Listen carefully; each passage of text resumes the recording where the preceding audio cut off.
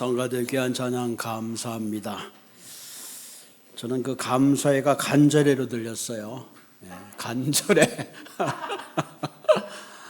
수고하셨습니다. 하나님 말씀 베드로전서 2장 18절에서 29절까지 말씀 보십시다. 베드로전서 2장 계속해서 18절에서 25절까지 말씀 우리 한 말씀씩 교독하도록 하겠습니다. 사환들아, 범사에 두려움으로 주인들에게 순종하되 선하고 관용하는 자들에게만 아니라 또한 까다로운 자들에게도 그리하라.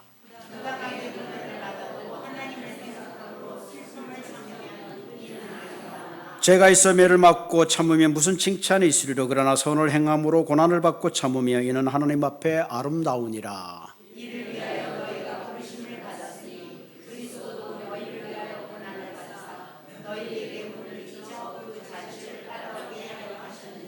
그런 죄를 범하지 아니하시고 그 입에 거짓도 없으시며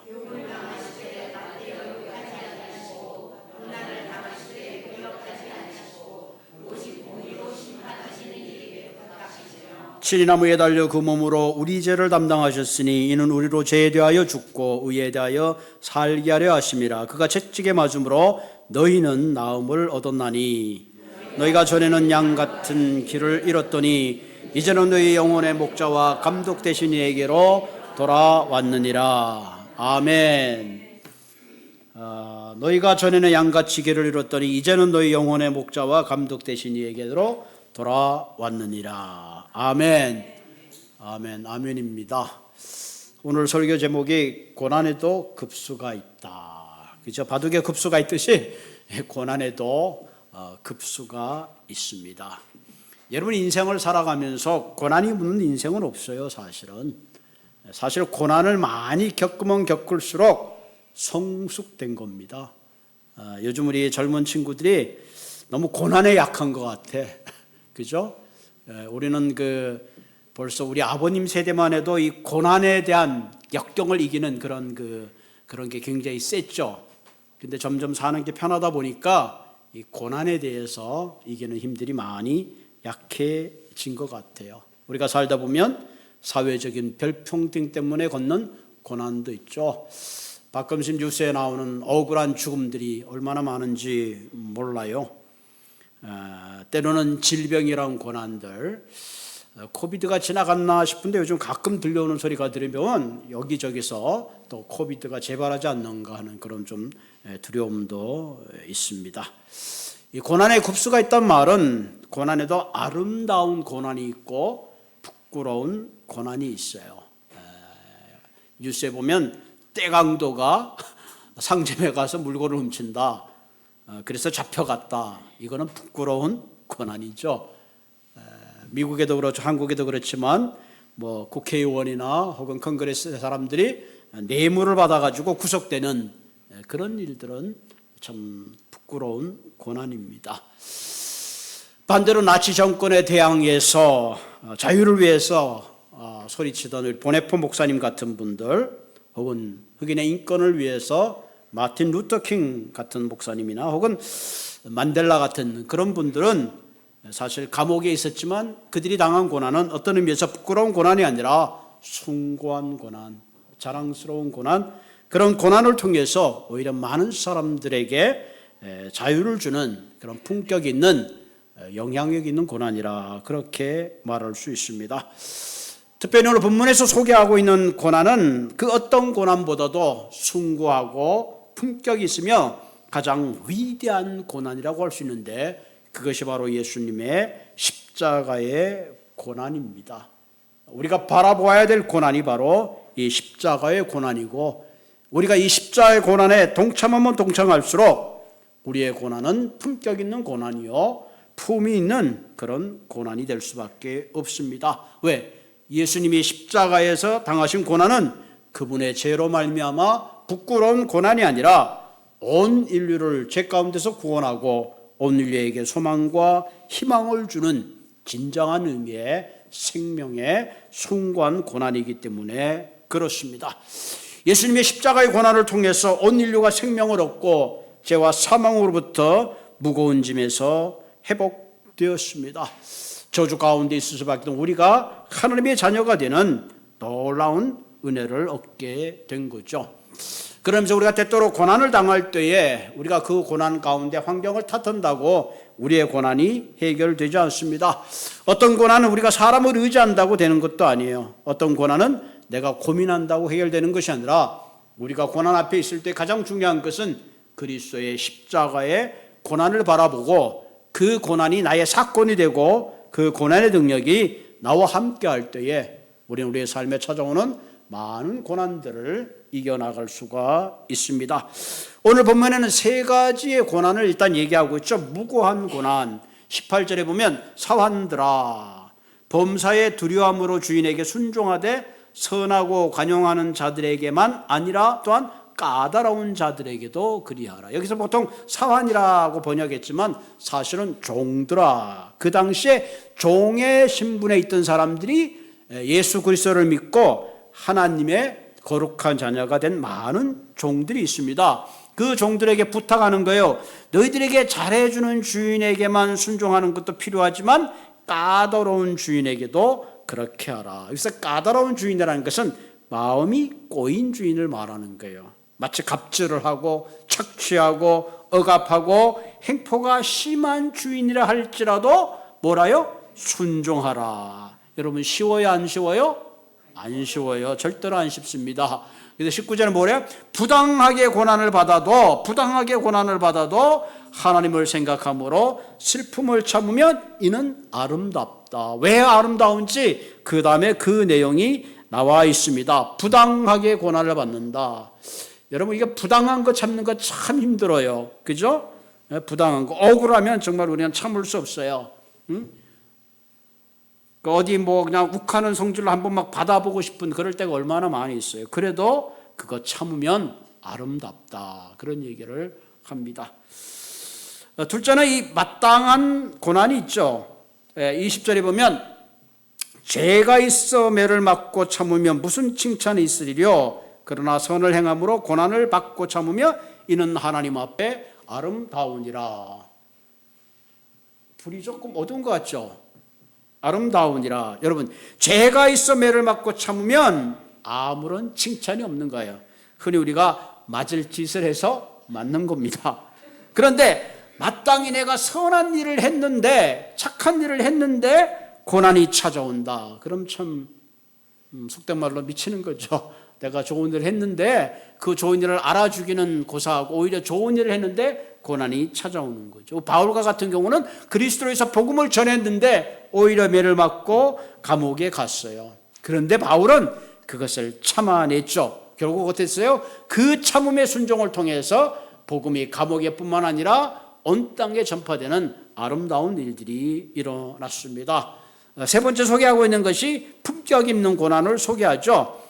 그리스도도 너희를 위하여 고난을 받아서 너희에게 본을 끼쳐 그 자체를 따라오게 하셨네요. 예수 그리스도도 억울한 고난을 당함으로 말미암아 우리에게 본을 끼치고 우리로 하여금 그 고난의 길을 따라오게 하셨다 하는 겁니다. 22절 볼까요?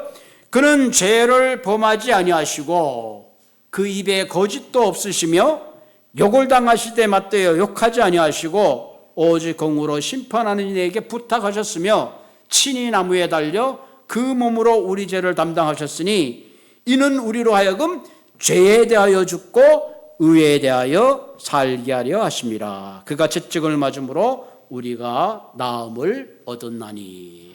참 너무나 귀한 말씀을 하고 있어요. 예수님은 죄가 없으시죠. 그렇기 때문에 우리의 죄를 대신 갚아주실 수 있는 겁니다. 예수님은 죄를 보면서 범법자로 십자가에 돌아가신 것이 아니라 우리가 지은 죄를 대신해서 십자가에서 범죄자가 되셨다 하는 거죠. 그 입에는 거짓이 없다. 많은 사람들이 엉뚱한 말로 예수님을 어큐제이션 했지만 그분은 아무런 변명도 하지 아니하고 마치 도살장에 끌려가는 어린 양 같은 모습으로 가셨다 하는 거죠. 욕을 당해도 욕하지 아니하고 복수하지 않으며 심지어 지나가는 사람이 그분의 얼굴에 침을 뱉을지라도 따귀를 때릴지라도 모욕을 당했지만 그 모욕을 대신 갚지 않으셨다. 또 고난을 당하실 때 위협지 않으셨다. 예수님이 한마디 하시면 천군 천사가 와서 순식간에 모든 것들을 진멸하고 해결할 수 있지만 오늘 본문에 보니까 그것을 다 하나님 손에 맡기셨다. 왜? 그 하나님의 손에 맡기심을 통해서 온 인류에게 생명과 구원이라는 위대한 죽음의 승리를 가지고 오는 부활의 승리를 가지고 올 수 있었기 때문에 그렇습니다. 한마디로 그분이 이처럼 모든 것을 참아내서 가장 중요한 이유가 뭐냐? 24절에 나와 있습니다. 친히 나무에 달려 그 몸으로 우리의 죄를 담당하셨으니 이는 우리로 하여금 뭐요? 죄에 대해서 죽고 의에 대해서 살게 하려 하심이라. 그러니까 예수를 믿는다는 것은 내가 죄에 대해서는 죽고 이제부터는 의인으로 살아야 되기 위해서 주님께서 그 모든 고난을 참고 이겨내셨다 하는 거죠. 오늘 이처럼 무고한 고난을, 십자가의 고난을 받고 참아낼 때에 우리에게 주시는 그 놀라운 축복이 어떤 것인가 세 가지를 이야기하고 있습니다. 첫 번째가 뭐냐면은 의를 위하여 살게 하려 하셨다. 24절에 보면 죄에 대해서 죽고 의에 대하여 살게 하려 하심이라. 여러분, 죄에 대한 많은 성경적 정의가 있는데요. 죄에 대한 가장 성경적 정의가 뭐냐면은 분리입니다. 분리. 하나님과 우리를 분리하는 게 죄입니다.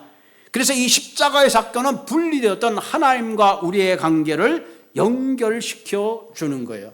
그 분리의 원인이 뭐냐? 죄의 영향 아래 사는 거죠. 다시 말하면 죄에 대해서 죽었다는 말은 여러분, 내가 어떤 빚을 주고 내가 죄를 많이 졌는데 내가 죽고 나면 그 빚이 다 청산되듯이 예수님이 나를 위하여 죽으심으로 말미암아 내가 가지고 있던 모든 죄의 값들이 다 치루어진 겁니다. 그래 텔레테스타이 다 지불했다 하는 겁니다. 그래서 더 이상 이제는 죄인으로 사는 것이 아니라 우리의 삶은 의인으로 산다 하는 겁니다.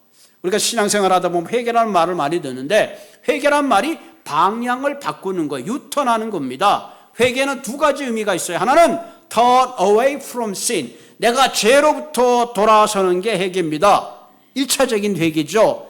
두 번째는 뭐냐면은 toward Christ. 이제 예수 그리스도를 향하여 가야 됩니다. 근데 현대 크리스천들이 가장 잘하는 건 죄로부터 돌아서는 것도 사실 어려워요. 그 죄로부터 180도 돌아서는 건 어려워요. 쉽지도 않아요. 근데 문제는 거기서 멈춰버린다는 거예요. 내가 이런 죄를 짓지 말아야지, 이런 거 하면 안 됩니다, 안 됩니다. 성경에 보면 많은 그런 얘기들 있죠. 그래, 이거 하면 안 돼, 이건 죄야. 거기까지는 좋은데 그 다음에 중요한 건 뭐냐면은 이제 죄를 멈췄으면 그 다음에 그리스도를 향하여 가야 합니다. 성경의 탕자의 비유가 뭐예요? 아, 내가 아버지 품을 떠났더니 내가 이렇게 돼지가 먹는 것도 못 먹고 이렇게 굶어 죽는구나. 아버지 집에는 품꾼이 많은데 이제부터는 내가 아버지의 아들의 자격이 아닌 종으로 가야 되겠다까지가 회개입니다. 그 다음에 더 중요한 건 뭐예요? 거기서 끝나고 주저앉았으면 여전히 똑같은 일이 반복될 수밖에 없는데 그저 뭐예요? 턴언을 했다면 이제 아버지를 향하여 걸어가는 겁니다. 이게 그리스도인의 삶입니다. 우리가 회개를 했으면 이제는 내가 주님 앞을 향하여 걸어가야 하는 겁니다. 할렐루야. 그것이 우리가 일생 동안 가져야 되는 삶의 결단입니다. 호주 시드니에 있는 어떤 죄수가 종신형을 받고 탈출 계획을 세웠습니다. 어떻게 하면 내가 이 감옥에서 빠져나갈까 연구를 거듭하다 보니까 매번마다 음식차가 들락날락 하는 걸 봤어요.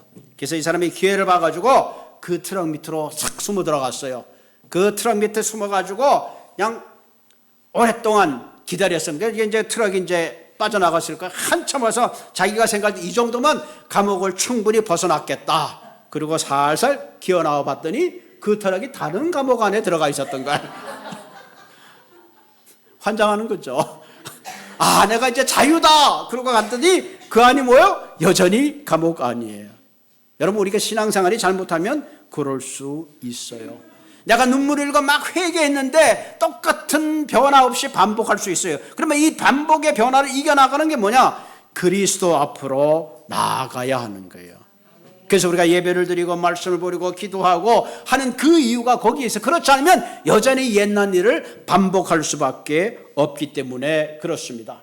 그러니까 예수를 믿는다는 건 뭐냐? 내가 죄에 대해서는 죽고 이제는 그리스도 앞에 거룩한 신부로 살아가는 스텝 바이 스텝의 삶이 있어야 되는 거예요. 그래서 우리는 날마다 주님 앞에 새로운 삶을 향하여 추구하고 나가야 합니다.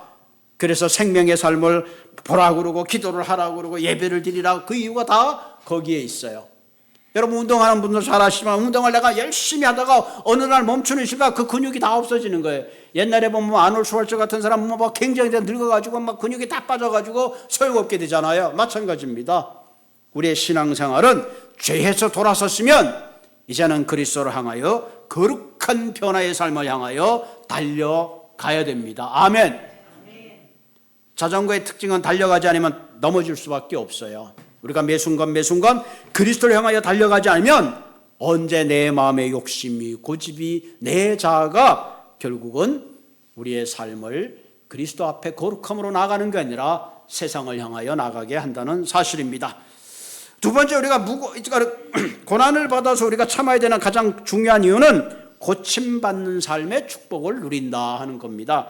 오늘 본문 24절에 보면 친히 나무에 달려 그 몸으로 우리의 죄를 담당하셨으니 이는 우리로 하여금 죄에 대해서 죽고 의에 대하여 살게 하려 하십니다. 그 다음에 그가 채찍을 맞음으로 너희가 나음을 입었다 그랬죠. 그러니까 이사야 53장 5절에 있는 말씀을 인용합니다. 이사야 53장 5절에 보면 그가 찔림은 우리의 허물 때문이요 그의 상함은 우리의 죄악 때문이라. 그가 징계를 받음으로 우리가 평화를 누리고 그가 채찍을 맞음으로 우리가 나음을 입었도다. 예수님이 왜 채찍을 받고 왜 침을 맡았는가? 내가 받아야 될 부끄러운 채찍과 허물을 다 하는 거죠. 그것에 우리가 나음을 입은 거죠. 그래서 베드로 5절은 이것을 한 단어를 바꾸어 놓았어요. 우연히 바뀐 게 아니에요. 이사야 5장이면 그가 채찍을 맞아 우리가 나음을 입었다 그랬는데 24절에 보면 그가 채찍을 맞음으로 너희도 나음을 입었다. 유대인들은 예수 그리스도 하나님의 그 십자가의 고난을 묵상하면서 그들이 우리를 위한 선민으로 내가 받는 고난을 노래했다면 지금 베드로는 뭐라고 말하는 거냐? 메시아의 그 고난은 그들만의 고난은 아니라 오늘 예배를 드리는 저와 여러분 예수 그리스도의 십자가를 이기는 모든 이들에게 우리에게 나음을 주시기 위하여 십자가의 고난을 짊어지셨도다. 그렇게 이야기하는 겁니다. 할렐루야. 예수 그리스도께서 십자가의 고난을 받고 채찍을 맞고 그분의 모든 허물을 담당하심으로 말미암아 우리에게 진정한 회복이 찾아온 것을 믿으시기를 바랍니다. 예수 그리스도께서 우리를 대신하셔서 고난을 받음으로 죄의 문제가 처리되고 질병의 몸이 회복되고 연약함이 치유되며 상처와 고통의 모든 마음의 질병이 회복되며 저주로부터 진정한 자유와 평화를 주신 겁니다. 아멘. 그렇기 때문에 십자가의 고난을 묵상하면 묵상할수록 내 심령 가운데 진정한 평화가 찾아온다는 사실을 여러분들이 기억하시기를 바랍니다. 세 번째, 우리가 무거운 고난 가운데서 참아야 되는 가장 중요한 이유는 주님의 품에 안기는 놀라운 은혜를 얻게 된다는 사실입니다. 본문 25절에 보면 너희가 전에는 양과 같이 길을 잃었더니, 여러분 인생에 길 잃은 인생이 얼마나 많아요. 그런데 이제는 너희의 영혼의 목자와 감독 되신 이에게로 돌아왔다. 두 가지 단어가 있죠. 목자와 감독 되신 이에게로 돌아왔다. 이사야 53장 6절에 보면 우리는 다 양 같아서 그릇 행하여 각기 제 길로 갔거늘 여호와께서 우리 무리의 죄악을 그에게 담당시키셨도다. 예배 전에 우리가 그의 성실은 무궁하고 그의 긍휼은 무궁하다는 말은 이와 같은 거, 우리가 각각 제 길로 갔는데 하나님의 그 긍휼과 자비가 우리의 죄악을 그에게 담당시키셨다 하는 겁니다. 전에 우리의 인생은 길 잃은 양과 같았고 그릇 행하고 내 고집대로 내 주장대로 죄를 향하여 달려갔는데 이제는 그리스도께서 우리를 위하여 십자가에 죽으신 사건을 통하여 그분이 우리 영혼의 목자와 감독이 되셨다 하는 것입니다.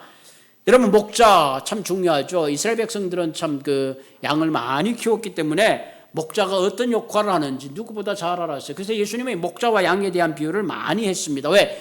우리가 가장 이해하기 쉬운 예수님의 우리의 목자가 되시고 감독 되신 것을 가장 쉽게 이해할 수 있기 때문에 그렇죠. 여러분, 양은 자신을 방어할 능력도 없어요. 시력도 약합니다. 심지어는 앞에 양과 떨어지면 금방 자기가 길을 잃어버리고 심지어는 넘어지면 혼자 일어나지 못하면 죽는 그런 그게 양의 연약합니다. 그러나 그 양이 목자를 만나는 순간부터 그런 모든 문제가 해결되는 거죠. 그래서 시편 다윗에 보면 다윗은 이런 고백했죠. 여호와는 나의 목자시니 내가 부족함이 없으리로다. 어떻게 보면 다윗도 부족함이 많았어요. 그런데 하나님이 나의 목자 되는 그 순간부터 나의 부족함을, 나의 결핍을 그분이 다 채워주셨다 하는 겁니다. 사실 하나님께서는 에덴 동산을 만드시고 인간에게 필요한 모든 것을 다 채워주셨어요. 그런데 문제는 서로의 욕심으로 그 채우려고 하니까 결국은 결핍하게 된 거죠. 그러면서 오늘 본문은 예수님이 우리의 보호자가 되고 공급자가 되시는 분이시다. 또 감독이 되셨단 말은 He is our protector, 우리의 보호자가 되셨다 하는 겁니다. 여러분, 우리가 인생을 살아다 보면 많은 고난의 연속들이 따라옵니다. 때로는 예측할 수 없는 고난이 찾아오기도 하고요. 우리가 내일의 인생을 계획하지만 아무도 내일 어떻게 될지 아무도 모르는 거예요. 그래서 하나님이 우리의 인생을 책임져 주셔야 합니다. 어떤 사람 내 주먹을 빚으라 그러는데 뭐들 하나도 없어요. 얼마나 어리석은 인생인지 몰라요. 하나님은 나를 창조하시고 우리 인생에 참 힘을 줄 수 있는 그런 분입니다. 그런 의미에서 오늘도 주님은 우리 한 사람 한 사람 오늘 예배를 통해서 우리의 삶을 고난 가운데, 저주 가운데, 질병 가운데에서 축복의 자리로 나오시기를 원하십니다. 그러면 이 시간 주님 앞에 모든 무거운 짐을 내려놓고 주님이 주시는 능력과 회복의 큰 은혜를 경험하시는 한 분 한 분 되시기를 주님의 이름으로 부탁을 드립니다. 우리 같이 기도하겠습니다.